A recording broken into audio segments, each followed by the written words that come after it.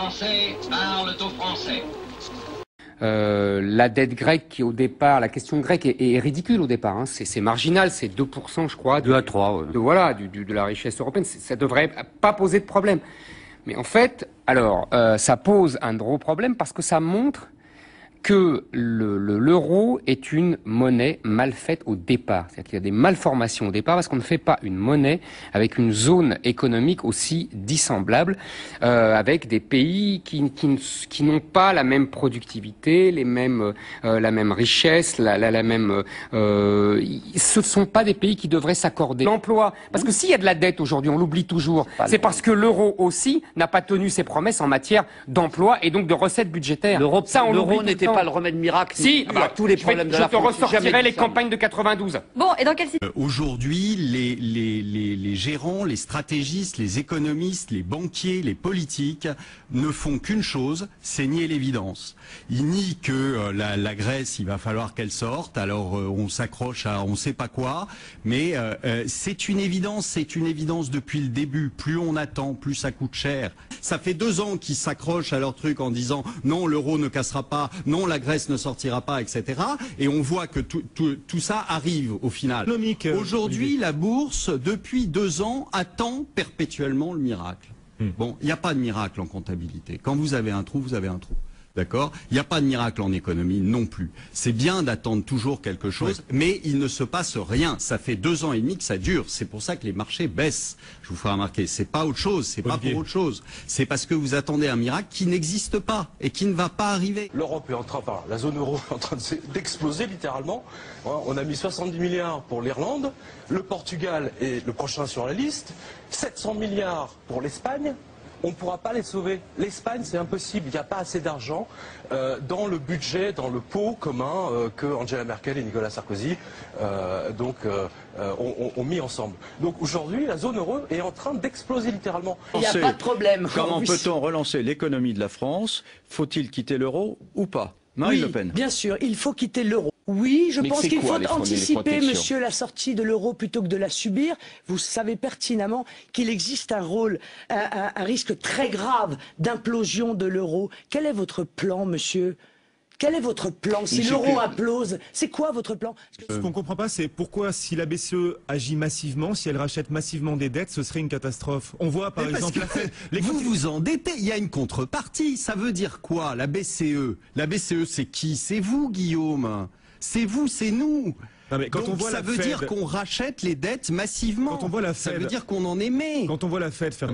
Le FMI, apparemment le FMI va aider certains États européens en difficulté. Mais le FMI, avec l'argent qu'on va lui prêter, non mais est-ce que vous vous rendez compte que c'est ridicule? Simplement, on change les lettres. On change les lettres de celui qui va prêter. Simplement, le FMI, il va prêter sur ce que la BCE va lui prêter. La BCE, c'est qui? C'est vous. Bon, donc je ne vois pas ce que ça change. Excusez-moi, mais si c'est juste jouer au Lego avec des lettres, ça n'a aucun intérêt. Ça pourrait, pour vous, l'Europe n'a que le choix entre 2 catastrophes. Soit entre le choléra ou la peste, oui. Tout à fait. Il n'y a pas de voie sanitaire. Non, il n'y a pas de voie intermédiaire. La croissance, c'est une donnée, ça ne se décrète pas comme ça. J'entends certains politiques qui disent, qui pensent que le miracle, c'est les eurobonds. Les eurobonds, c'est rajouter de la dette à de la dette, donc ça n'a rien de miraculeux. Et d'autres qui pensent que la croissance, ça se décrète, il suffit d'appuyer sur un bouton et vous avez de la croissance. Non, ça ne marche pas comme ça. Alors, est-ce qu'aujourd'hui, il faut annuler la dette du vieux monde, vieux monde occidental? Non, mais de toute façon, elle sera annulée. Elle sera annulée. Elle sera annulée puisque en fait, la politique... C'est-à-dire qu'on ne paie pas nos dettes. Non, mais la vérité, elle sera annulée. Donc je dis qu'il faut préparer le terrain. Je veux dire, il y a des choses qu'il faut préparer. Il faut commencer à préparer la disparition de l'euro, il faut préparer le défaut sur la dette, mais tout ça aura lieu parce qu'il faut bien voir ce que sont les conséquences mécaniques des politiques de rigueur pour les économistes sérieux du monde. C'est-à-dire que, je veux dire, on comprime les dépenses de l'État dans une situation déjà d'insuffisance de la demande. Donc mécaniquement, je veux dire, la compression des dépenses de l'État, la lutte théorique contre la dette va aboutir à une récession qui va diminuer les revenus de l'État et qui aboutira à une augmentation de la dette et à une entrée en récession. Donc bien entendu... Sur Saint-Étienne, bonjour. Bonjour. Vous êtes professeur titulaire de la chaire d'économie industrielle au CNAM, le Conservatoire national des arts et métiers, et vous êtes membre du Conseil d'analyse économique auprès du Premier ministre. Vous avez publié, il y a exactement 2 ans, mais vous l'aviez écrit en janvier-février 2009, une première édition de la fin de l'euro. Première édition qui était un petit peu prémonitoire, et je crois que beaucoup de gens à l'époque, dans le monde économique, vous avez traité un petit peu de fou et dire vous êtes un peu fou et criminel presque de publier un livre pareil. Ils devront se préparer à un éclatement de la zone. Bien, on sent bien qu'aujourd'hui on est au bord de cette situation, crise après crise. Je suis allé regarder dans les statistiques Eurostat exactement le poids de la valeur ajoutée industrielle depuis une douzaine d'années et j'ai été stupéfait d'observer que la France était le pays dont la part de valeur ajoutée de l'industrie dans le PIB avait le plus baissé. Donc on a perdu, la part de la valeur ajoutée industrielle dans le PIB a baissé de 28% en 10 ans. Donc c'est un effondrement de notre système industriel. Nos dirigeants européens nous ont expliqué qu'il fallait sauver l'euro pour renforcer l'Europe. Mais là, pour sauver l'euro, nous avons affaibli l'Europe. Hier matin, les bourses exultaient et l'euro montait encore, rendant encore moins compétitive notre industrie, déjà plombée par un euro surévalué depuis des années. Le chaos est une stratégie. Comme il y a des années, on l'expliquait quand on était moi j'étais au PC, le chômage n'est pas un problème, le chômage est une solution pour le patronat. Vous voyez ? C'est un problème. Il faut être un humaniste chrétien gentil et généreux pour penser c'est un problème parce que ça fait du mal au peuple. Mais pour les élites oligarchiques, c'est pas un problème, c'est la solution. C'est le moyen de leur domination finale, de créer le chaos. En ce moment, ils sont en train de racheter la Grèce entièrement. Hein. Les îles, les aéroports, les centres-villes, les appartements. Parce que quand on provoque la ruine, et que soi-même on a soit de l'argent, soit du faux argent que vous êtes obligé de prendre, c'est-à-dire du dollar, vous rachetez tout. Vous rachetez toute l'économie d'un pays, etc. On est dans un système bancaire en crise. Ils ne sont plus dans le rythme des choses. Vous dites le débat autour, faut-il un référendum ou pas pour non, mais je veux dire, que les peuples soient associés ou pas à cet accord. Non, mais de toute façon, je veux dire, cette discussion de référendum, bien sûr qu'il faut. Le référendum n'est pas dans le temps de la crise monétaire ou de la crise bancaire, mais bien sûr qu'il faudra un référendum. Mais regardez le dernier référendum qu'on a fait en France, celui de 2005. Les Français ont voté non, et ensuite il y a eu un traité pour le tourner. Donc si on fait encore un référendum, les Français vont bien entendu voter non. Les Français, en gros, ont compris que leurs dirigeants étaient incapables sur ces questions. Ils voteront non, et puis on le tournera, à moins qu'on ait atteint le stade de la crise politique. Alors j'ai lu. Je pense qu'on peut, sur ces questions, commencer à être un peu serein.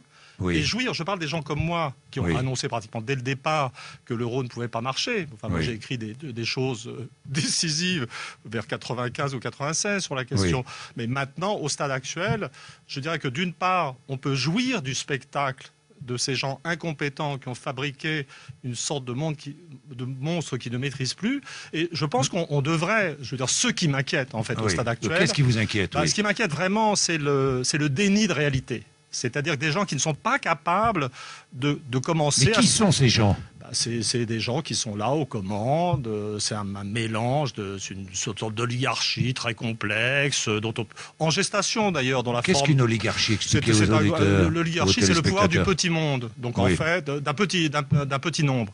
Donc là, il y a ce qui s'est passé dans les 20 dernières années, c'est la montée en puissance d'une caste de super riches, mettons les 1% les plus riches de la population, je veux dire, qui s'appuient sur une idéologie dominante, ultralibérale, qui sont aux commandes des banques, de l'État, des agences de notation. Qui ont mis la main sur les États? Absolument, les États. Je veux dire, le jeu entre les agences de notation et les États est un jeu pervers. Les États font semblant, les États contrôlés par ces super riches font semblant d'être affolés et utilisent le problème de la dette pour rançonner les populations. Donc il faut tout décoder. C'est-à-dire quand on dit les banques, les marchés financiers, les États, Bruxelles, Francfort, bon, c'est des institutions dans lesquelles s'incarne et s'exprime le pouvoir des riches.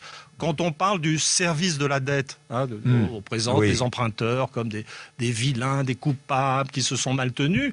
Mais en fait, les Français doivent savoir que dans les prochains revenus de l'État, il y aura 250 milliards qui seront ponctionnés par l'impôt pour renvoyer à cette classe de gens qui ont déjà trop d'argent. Et puis vous avez ces types qui s'agitent et qui pensent qu'en se mettant d'accord entre eux, à Bruxelles ou ailleurs, je veux dire, ils vont produire quelque chose. Non, l'histoire est trop forte. Emmanuel Todd, on va en reparler dans 2 minutes. La violence des réactions hostiles au référendum grec est venue des marchés, qui représentent une sorte de démocratie censitaire, c'est l'argent qui seul décide, et des chefs d'État européens et de Bruxelles, c'est-à-dire l'oligarchie politico-technocratique qui gouverne l'Europe.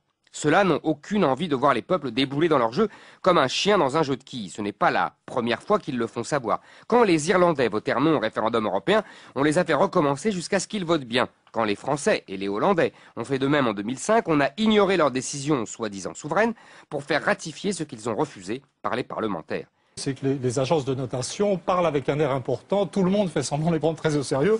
En réalité, ça n'a aucune importance. C'est de l'agitation médiatique, ça permet des mouvements spéculatifs, tout ce dont vous parliez tout de suite, là, ces rumeurs, ces fausses rumeurs, ces agences ne sont pas très utiles intellectuellement, mais sont au cœur de secteurs de corruption et de spéculation dont on n'a rien à foutre. Normalement, chez nous, le AAA, c'est pour l'andouillette. Normalement, on n'en a rien à foutre qu'une société privée américaine nous fasse du AAA ou du AA. Non, cette bataille du AAA était perdue d'avance. Il était déjà miraculeux au vu de notre endettement et de nos déficits, et surtout de la dégradation inexorable de notre balance des paiements, que nous ne soyons pas relégués dans la classe de l'Italie, qui emprunte désormais à plus de 6%. Pour rétablir une hiérarchie entre les États, les marchés ont remplacé les dévaluations des monnaies par les dégradations des notes et la hausse des taux. Dans son discours devant le Bundestag de mercredi, la chancelière Merkel a bien pris acte de sa victoire, refusant encore et toujours l'union de transfert et prévenant que le processus de sortie de crise ne durerait pas des semaines, pas des mois, mais des années. Ah oui, des années. Ah oui. Donc avec une telle échéance, on comprend que Nicolas Sarkozy, disons, relativise la portée de la perte éventuelle du AAA. Bah oui, dans ce contexte, la bataille du AAA paraît dérisoire, une escarmouche à côté de la mère des batailles que craint l'Élysée, celle de l'euro. Combien de semaines, de mois, d'années, pour parler comme Mme Merkel, pourra durer une union monétaire sans solidarité? Les marchés l'ont bien compris, qui désormais attaquent cette monnaie qui se voulait bouclier de l'Europe et qui devient son boulet. C'est même la seule bonne nouvelle dans cette histoire. L'euro baisse enfin. L'euro surévalué par la politique anti-inflationniste de la Banque Centrale Européenne, alors que c'est la récession et la déflation qui menacent, est une des causes majeures des difficultés de nos entreprises à exporter. Une des sources principales des délocalisations massives et de la désindustrialisation française. Et une monnaie écartelée qui n'a pratiquement plus de sens puisque l'euro, comment dirais-je, grec ne devrait pas valoir le même prix que l'euro français. Donc en fait, le gros problème de demain pour l'Europe, c'est comment en réalité cacher que la monnaie unique n'est plus viable, hein, parce que pour ça il faudrait effectivement une uniformité de l'Europe sur le plan économique et social. Et cet espoir qui a été peut-être possible dans les années 90, au début des années 90, aujourd'hui face à l'aggravation de la crise, est totalement utopique. Et comme on a fait rentrer de plus en plus de gens, avec une Europe des 6, c'était peut-être possible, parce que c'est des pays qui étaient très proches sur le plan des acquis sociaux, de l'appareil de production, etc. Mais quand on a fait rentrer des 27 ou 28 nations tellement éloignées les unes des autres, la distorsion devient de plus en plus grande. Et effectivement, comme le réel prime toujours sur le fictif, et le fictif, c'est l'UE, c'est l'euro, c'est le pacte de stabilité, et c'est tout ça qui est en train d'exploser. Hein. Et pareil, si ça explose pas, le coût social est tellement vertigineux qu'à un moment donné, le pouvoir grec dit entre sauver l'euro et sauver nos fesses face à une colère populaire et à une violence une crise économique qui entraîne une violence sociale de plus en plus grave, on va être obligé de faire des choix. Et là, c'est toujours la même question. Hein. C'est que il est sur le papier, l'Union européenne et l'euro sont déjà morts. Hein, pour moi, et ils ne peuvent être maintenus que de force, de manière fictive, et contre les peuples et contre le concret, la réalité économique et sociale. Donc, oui, c'est-à-dire qu'en fait, c'est quand est-ce que tout ça va péter, et plus on retarde, plus ça va péter fort. C'est ça l'idée, quoi. Donc, c'est tout ça crée des situations de type un peu à la fois absurde, pré-révolutionnaire, et tout ça, c'est l'Europe de demain. C'est des États en faillite, un euro qui ne veut plus dire la même chose d'un pays à l'autre, dont il faut absolument se débarrasser si on veut arrêter la catastrophe. Veuillez écouter tout d'abord quelques messages personnels. Gabriel garde l'anonyme. Le manchot la serre dans ses bras. Nous disons, le manchot la serre dans ses bras 2 fois. Le fantôme n'est pas bavard.